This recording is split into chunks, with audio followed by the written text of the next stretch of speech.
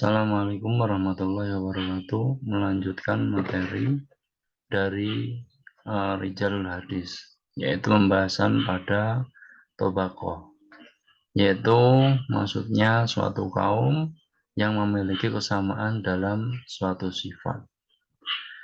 At-tabaqatu huwa al-qaumu al-muta'araduna idza tushabihu fi sinni wa fil isnani al-ahadits al-masyayikh. Maksudnya adalah tobaqoh itu suatu kaum yang hidup dalam suatu masa dan memiliki keserupaan dalam umur dan sanad, yaitu pengambilan hadis dan para guru, seperti halnya tarikh atau sejarah. Tobaqoh juga bagian dari disiplin ilmu hadis yang berkenaan dengan keadaan periwayatan hadis.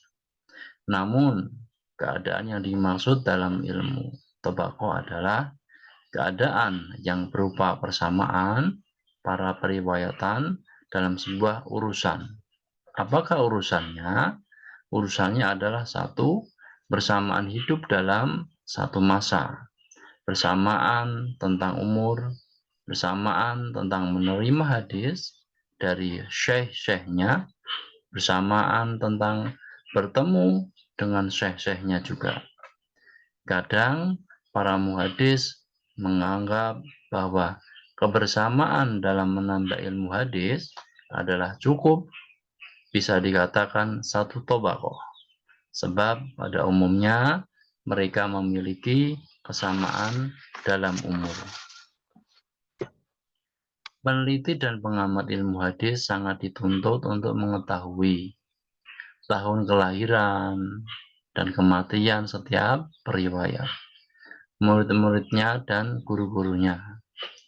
Kategorisasi ini yaitu bagi seorang periwayat dalam suatu tobaqoh bisa berbeda-beda, bergantung pada segi penilaian dan hal-hal yang mendasari kategorinya.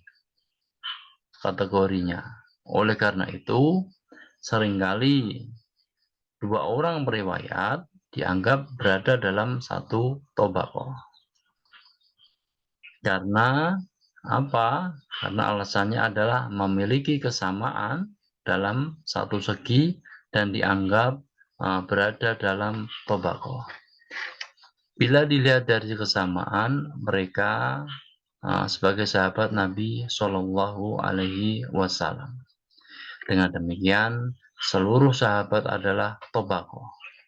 Pertama, tobaqoh. Kedua, tabi'in.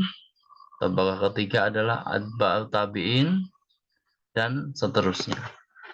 Adapun tidak semuanya tobaqoh kedua mesti tabi'in, karena bisa juga tobaqoh kedua masih sahabat. Selain itu, jumlah tobaqoh pun belum tentu 4 tobaqoh. Ya, bahkan ada yang 11 tobaqoh. Berikut adalah urutannya. Pertama adalah Rasulullah, kemudian ada sahabat, selanjutnya ada tabi'in, kemudian ada itiba'u tabi'in, kemudian ada syekh rawi, kemudian baru rawi. Sahabat pada tingkatan pertama yaitu orang yang menerima hadis dari Nabi SAW.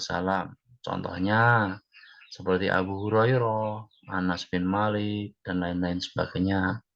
Kemudian tingkatan yang kedua adalah ada orang yang menerima hadis dari sahabat, ya, atau orang yang menerima dari Nabi seperti Taus, Mujahid, dan lain-lainnya.